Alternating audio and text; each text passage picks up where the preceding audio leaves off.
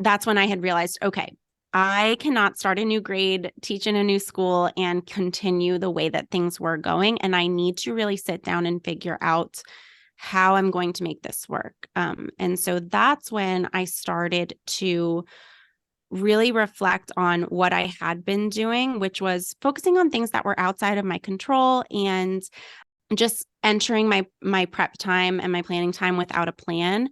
And so started putting that into practice and, simplifying planning and giving myself routines to be able to leave work at work.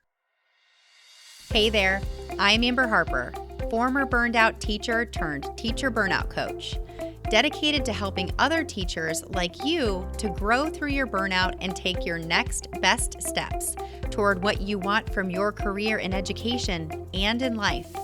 After an embarrassing emotional breakdown in front of my teacher besties, I knew something needed to change, and that something was me. I decided that I wasn't going to settle for burnout as my sentence as a teacher, mom, wife, or friend. And I knew it was going to take way more than practicing conventional self-care to make the progress I wanted to make. No amount of manicures, bottles of wine, or bubble baths was going to save this girl. Fast forward to a few years later, and I've used everything I've learned about teacher burnout and personal development to write a book, build a course, and lead a community of burned-in teachers who refuse to settle for a life of burnout as their forever reality. I've used my burnout as an opportunity to become an active participant in my life, in the classroom and here on the mic, using all that I've learned to teach kids and serve teachers, and you can do the same.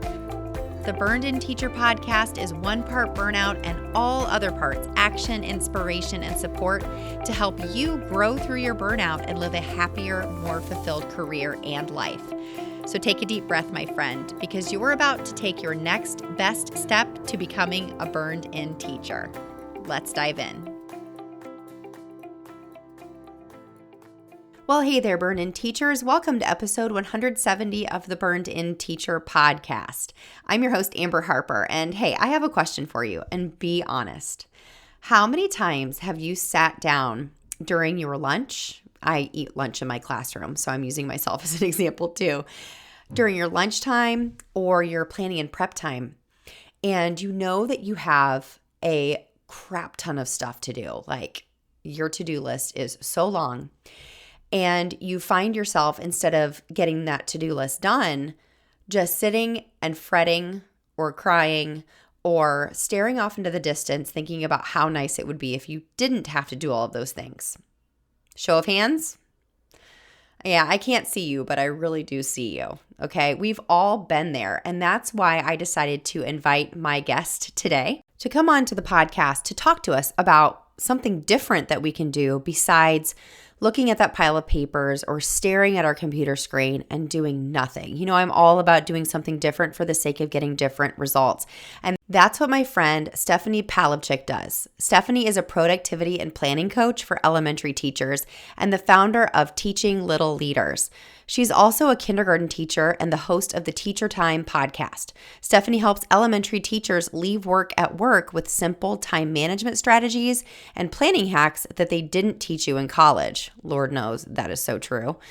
As a toddler mom, full-time kindergarten teacher, and resource creator, she knows that busy teachers like you need solid systems. She believes that you deserve to spend less time prepping activities so you can get back to weekend freedom and enjoying the best part of your job, teaching students. One of the many reasons that I really love and appreciate Stephanie's work is that she has learned through experience. And what I so appreciate about her podcast and her presence on Instagram, you can follow her at Teaching Little Leaders on Instagram, is that she really does share her experiences with time management. And she teaches those strategies that she will talk about here on the podcast, on her podcast. And she really does help teachers to really streamline their productivity. And that's something that we can all use. So in this podcast, she's going to share with us ways that you can better make your never-ending to-do list feel more manageable, how to determine what you should work on during your planning time, and of course, how to decrease decision fatigue with one simple strategy. You are going to love her. You may already know her. I know you're going to appreciate her story and why she started the Teacher Time podcast and teaching little leaders in the first place. And so without further ado, let's dive into my interview with Stephanie Palovchik.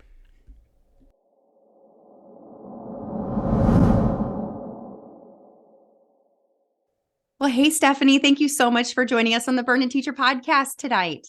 Hello, Amber. Thank you so much for having me. I'm so excited to have our conversation. So tell the listeners a little bit about you. Okay, so I am a kindergarten teacher full-time. I am a mom to a 3.5-year-old daughter. And then I also am a productivity and planning coach for elementary teachers through my business teaching little leaders. I host a podcast, the Teacher Time podcast. And basically I just, outside of teaching in the classroom, I focus on helping elementary teachers feel capable of getting their important tasks done so that they can leave work at work over the weekend, despite the fact that we're so limited on our time. We need that so badly. I don't know if you saw my stories last week, but I finally hit like a breaking point. I was like, I'm pretty good at time management. Like I would consider myself a like really good at managing my time. And I just had one of those days where it was just the pile just kept on growing. And so I know that there are listeners out there that are like, yes, this is me all the time, or they have experienced something where they just feel like that never ending to-do list is what it is. It's never ending. So I'm so glad you're here to share your expertise. We're going to get to that in a second. Yes. But I would love to hear a little bit about your teaching story. Like, how long have you been teaching? Where are you in the world? And tell us a little bit. And then, of course, with it being the Burn and Teacher podcast, I'd love to hear if you have a story of burnout and how you kind of came through that. Yeah, absolutely. So let's see. I have been teaching for 9 years now. Before I was a classroom teacher, I was a teaching assistant, and I did that while I was going to grad school. And so while I was a TA, and I was going to grad school, I just absolutely loved it. Like going to work never felt like work for me. And then same thing, once I got into my student teaching and starting my job, it was like so exciting. So I taught second grade for 2 years in North Carolina. And then we moved to Virginia. Now I live in Maryland, but I still do teach in Northern Virginia. And I have been teaching kindergarten ever since. So the past 7 years have been in kindergarten, and I absolutely love it. I do too. It's just the best. I feel like I get paid to sing and dance all day. I mean, obviously there's a lot of other stuff too, but it's just so fun. It is. It's so fun. And I was really hesitant to join as a kindergarten teacher. I was like, I don't know about this. That just seems like a whole other world, but I don't know. I jumped in and I never looked back. Like I just cannot even imagine like teaching another grade at this point. So Same. Yeah. Absolutely. So do you have, I have so many questions about what led you to create, the Teacher Time podcast and Teacher Time University. Did that all come because of maybe some burnout that you experienced because of your time management? Like kind of let us into maybe a story of burnout that you have and just how you went from, not having teacher time to leading, to owning this business and helping so many teachers with their time management.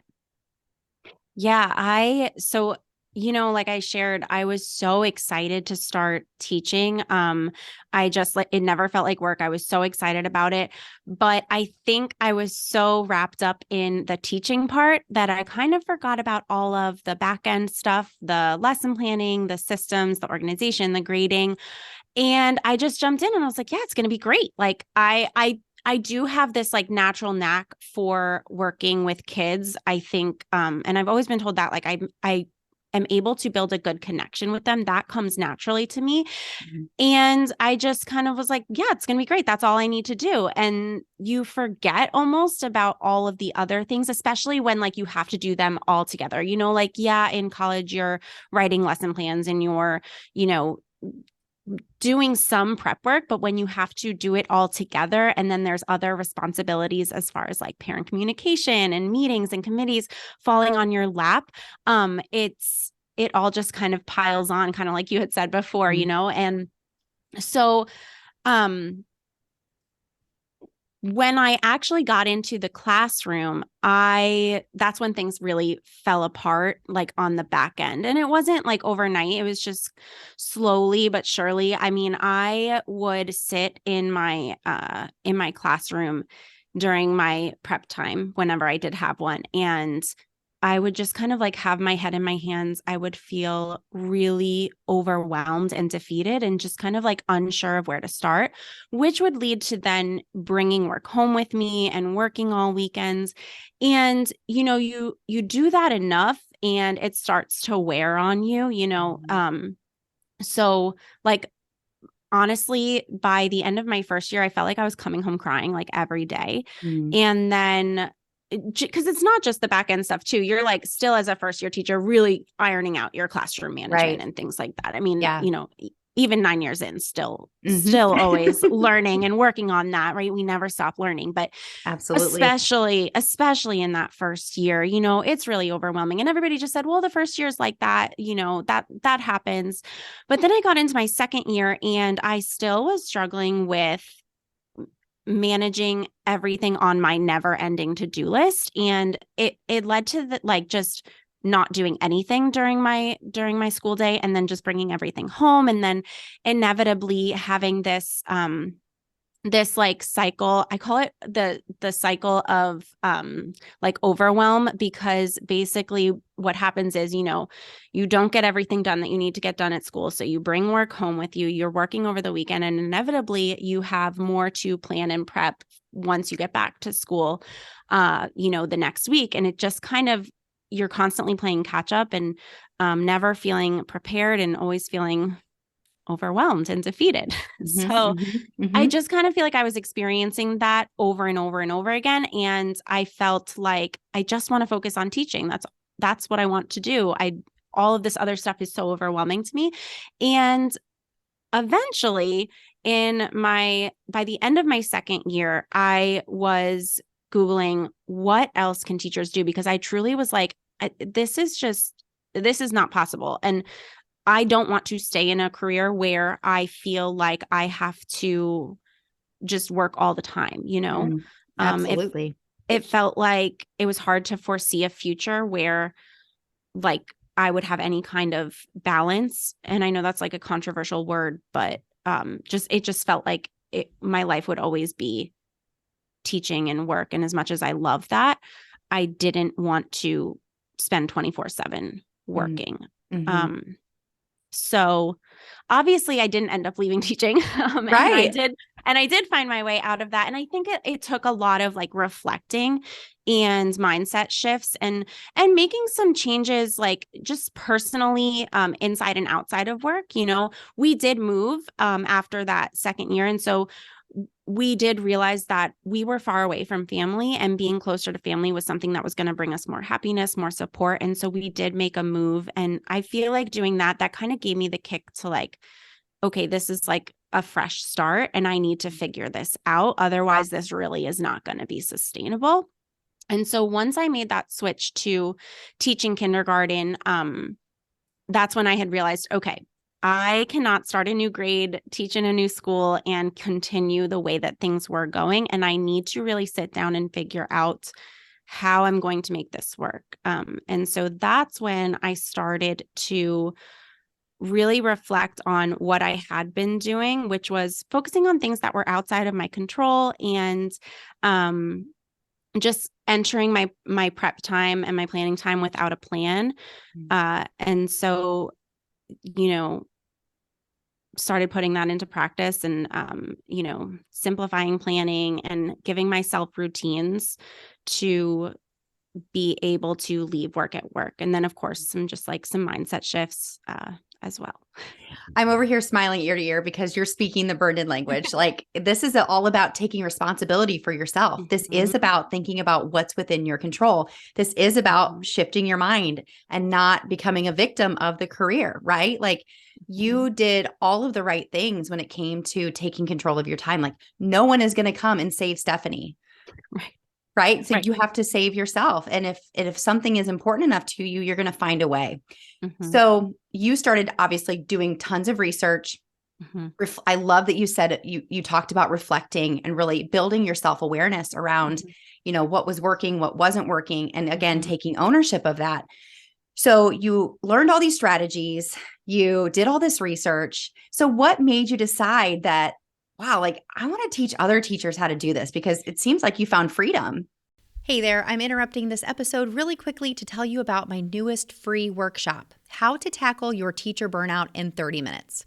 Okay. Truth be told, you can't fully cure your burnout in 30 minutes, but you can learn some incredibly important mindset shifts and steps you can take today to begin to see dramatic results tomorrow. The fact is, you have to be willing to make changes in your own life now if you want to keep changing the lives of your students. And heck, not just the lives of your students, but your life as well. That's important too, right? In this free on-demand workshop, you'll learn 3 mistakes that most teachers make that will keep you stuck in burnout for far too long. You'll learn 3 actionable mindset shifts that will help you begin to tackle your burnout without the self-care lecture, by the way. And you'll learn the process to design a personalized burnout plan to help you tackle your burnout and thrive in the classroom and in life. And spoiler alert, in this less than 45-minute workshop, I'll also give you an opportunity to save money on my signature course, Burned In Teacher University.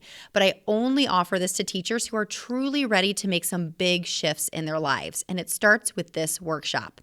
So if when you think about your career in education, you immediately feel stressed and overwhelmed, consider this free workshop and the free accompanying workbook your free toolbox for preparing for changing your reality today. Are you ready to take action and do what's best for future you? Wherever you are on your burnout journey, and no matter your burnout type, this workshop is guaranteed to help you to take a next step that is best for you. Who wouldn't want that? Go to burnedinteacher.com/workshop today. Register for free, print out the workbook, pour yourself something nice, and begin to change your life in less than an hour. Listen, I remember the moment when I knew I had to do something truly different. And unfortunately, my moment came in the form of sobbing to my coworkers about my dog crapping in his kennel.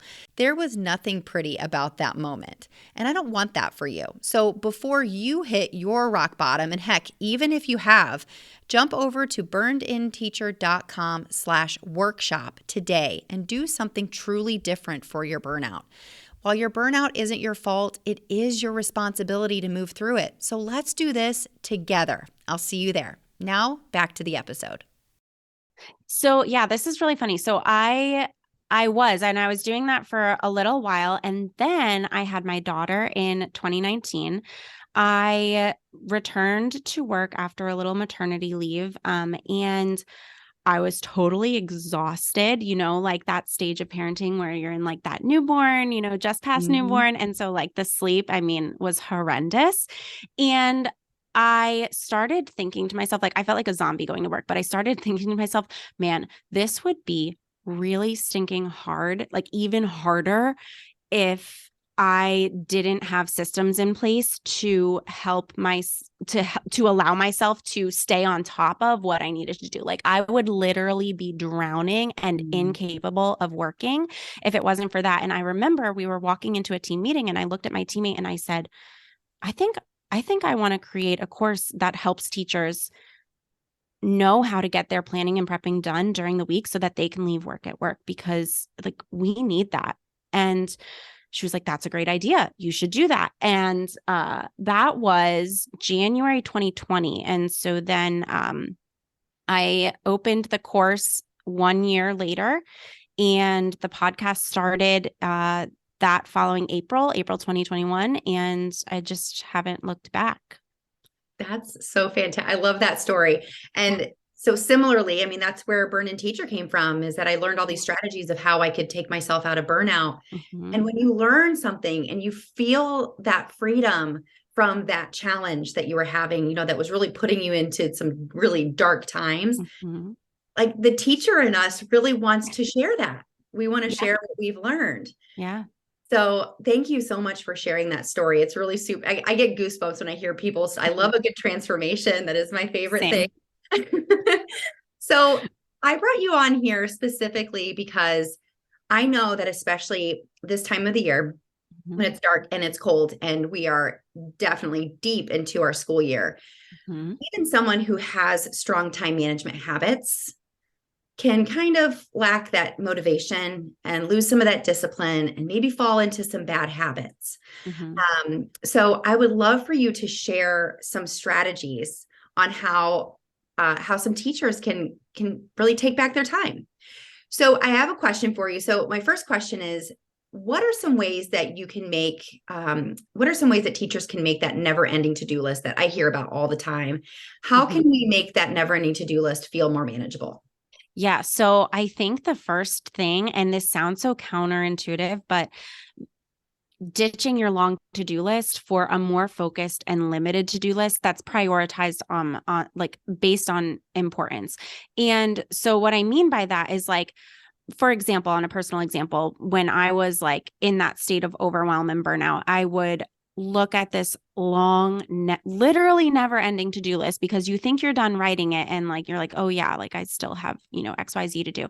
So I would look at that and I would feel like just overwhelmed. I didn't know where to start. And so what I found was that if I knew what to do before my prep time started, and I could focus that on just like 2 to 3 important tasks before that prep time started, I think that's a key there.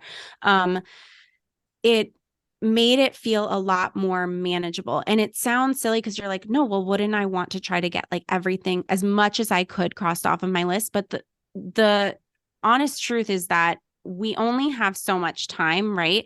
And so that never ending to-do list is always going to be there. There's always going to be more to do, but we have to give ourselves a stopping point. And so by giving yourself, your top 3 tasks to do, that is going to, one, allow you to feel some success. Like, hey, like, look at that. Like I said, I was going to do these 3 things today and I did them. And it's also just going to give you like a way to start your prep time less overwhelmed, if that makes sense. So, Yeah, absolutely. Yeah, like if I'm looking, exactly, it's achievable. That's the word I'm looking for. If I'm looking at a list of 3 things, it feels a lot more doable than if I'm looking at that long list. So narrowing down that list is a huge first step to make.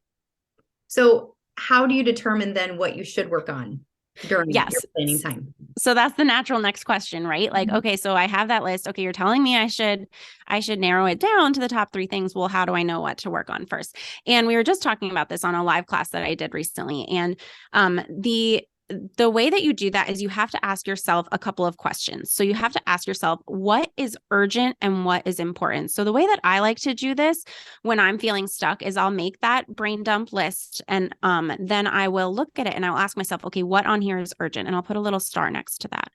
And then I'll go down that list again and say, okay, what is important? And I'll put a star next to that. And anything that has 2 stars, I know, hey, I should probably prioritize this within the next day or 2. So that's a quick way to just kind of figure out what should you be doing first, if you're feeling stuck. Mm-hmm. I also, go ahead. I was going to ask, for anybody out there who kind of wants to know, because here's the thing, in teaching, it seems like everything's urgent and everything's important. So, which then means nothing's important, which means we just sit there and do nothing with our head in our hands, like you were talking about, right? Yeah. And that's that cycle. So what's the difference between something that's urgent and something that's important? Yeah. So something that's urgent would be something that's due, like soon. So let's say that, your report card comments are due like, in the next day or 2. That would be something urgent that you would need to do. It's also important because you have to have those done. And something that's important would be maybe something that doesn't have like a set due date on it, but like you still need it. So for example, or like the due date isn't, coming up, but you still need it. So like copies for next week, that's important. You're going to need that. So that would be something important.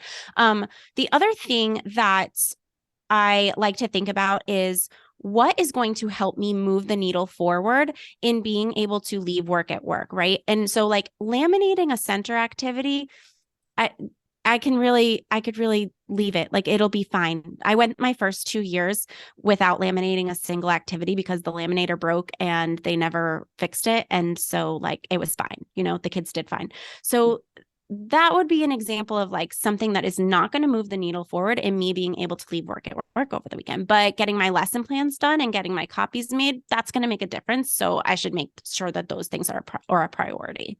That's awesome. Thank you so much for sharing that. I'm thinking of all of these examples in my head of where I've needed to really make those segmented lists of what really is the most urgent and what's the most important, especially around that, the end of the grading period for sure.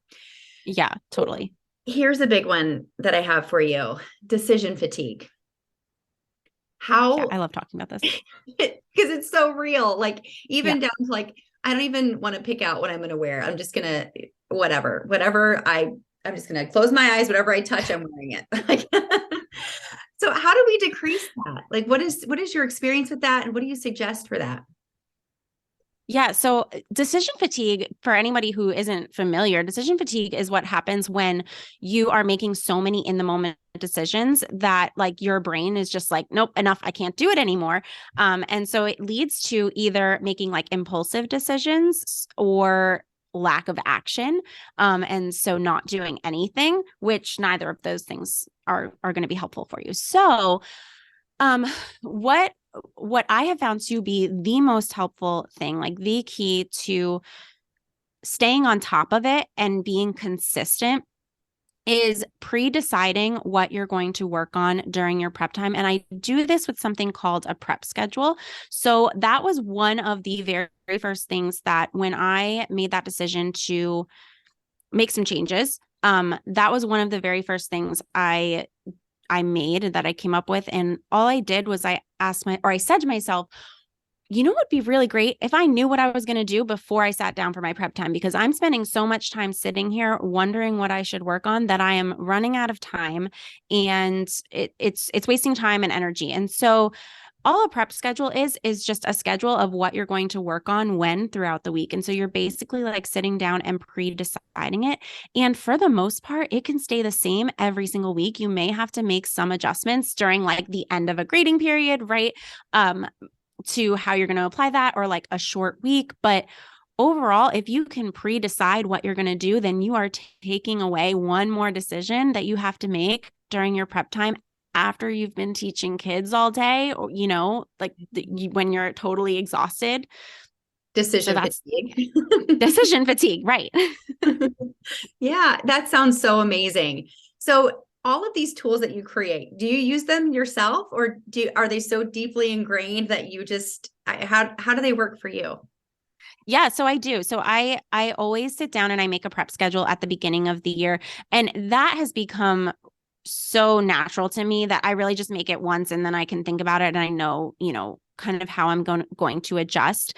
And yeah, so that's been pretty natural for me. But yes, I do use those. Otherwise, I would be totally overwhelmed. And we all have those days or weeks where things do get overwhelming. And so I just like to remind myself like that it's just temporary and it's going to pass. And like, I always know at the end of the grading period, like I might be a little more stressed right now, but we're going to get through it. Yes. That's how I felt last week. We had progress reports to put out. And quite honestly, we had forgotten they weren't on the calendar. And that day that I was really struggling was the day that my teaching partner walked in. She goes, "Did you know progress reports are due today?" And I was like, "Oh, what now?" So I definitely had to rearrange my schedule a little bit. And I gave myself the grace to say, I won't have them done today, but I will have them done tomorrow. And that is okay.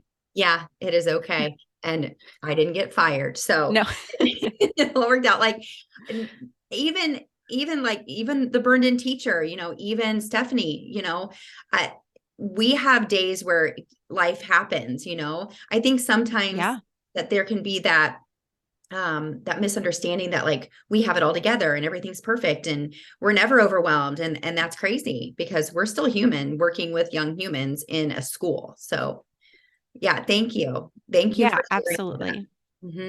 So I have a quick question. So Yeah. your Teacher Time University, is that open all the time or do you only open at some certain times throughout the year? Because this episode is going to release at the end of January and I would love to send people your way.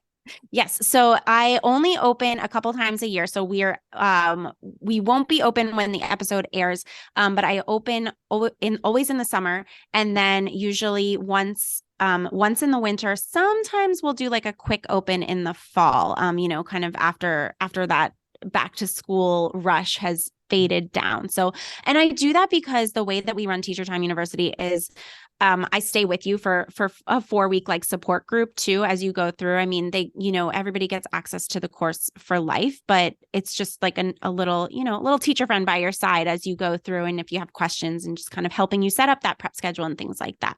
Sure. But I do have some, free downloads. I have a free teacher productivity quiz that I'd love for teachers to take to get a couple of, resources and ideas next steps for them. So for sure, we can share those links. Awesome. Yeah. So will you tell the teachers that are listening where they can find you? Yeah, absolutely. So I am at Teaching Little Leaders on Instagram and really any social media outlet. My website is www.teachinglittleleaders.com, and you can listen to the Teacher Time podcast pretty much anywhere where you find podcasts. So awesome. Pick your favorite platform. And we were just chatting. So Maggie Jarvis, who Yes. was a Burn In Teacher University student, she was also a Teacher Time University student as well. And it was just really cool to hear her on your podcast. And I love we got the sweetest email from her, and she was talking about how, from me and from you and support, I believe from Andriana, that all of these things have worked really well in helping her to really feel like she's thriving as a teacher. And that is just such a gift to hear that she is doing so well. And it really comes back to kind of how we started this interview with you talking about you making the decision to say, I have to do something different. I totally agree. And Maggie's a great example of that. And, it's funny, Andriana and I often talk about how the key things to really making teaching sustainable are making sure that, your mindset is in check and, your systems are in check and, your time management, and then also your classroom and behavior management, which is what all three of us talk about. I know. It's like the perfect combination. Yeah. So I love that for her too, because she just has such fabulous tools in her pocket now. Yes. It makes you proud, right? Yes. To see somebody out there thriving with what you have learned, through your own experiences. Mm-hmm.